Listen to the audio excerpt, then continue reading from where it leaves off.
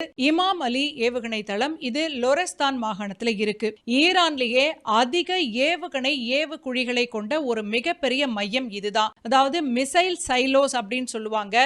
ஈரானோட மிக முக்கிய நீண்ட தூர ஏவுகணையான ஷஹாப் 3 ரக ஏவுகணைகள் இங்க இருந்துதான் ஏவரத்துக்கு தயார் நிலையில இருக்கு. ரொம்ப பாதுகாப்பான ஏவுகணை நகரம் அப்படின்னு நம்ம இப்ப பார்க்க போற இடத்த சொல்றாங்க.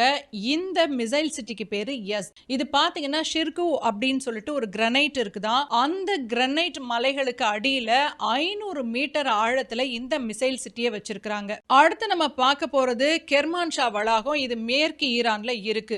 இந்த பகுதியில கினேஷ்ட் கேன்யான் இருக்கு. அதுக்கப்புறம் பஞ்ச் பெல்லே அப்படின்னு இது இரண்டுமே பாத்தீங்கன்னா பூமிக்கு அடியில இருக்கிற தளங்கள்.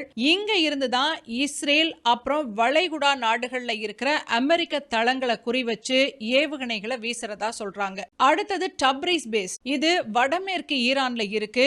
நாட்டோட இரண்டாவது பெரிய ஏவுகணை ஏவுதளம்னு இத சொல்றாங்க. ஐரோப்பாவோட கிழக்கு மற்றும் மத்திய பகுதிகள் வரைக்கும் பாய்ந்து தாக்கக்கூடிய திறன் கொண்ட நீண்ட தூர ஏவுகணைகள் இங்க இருக்கு.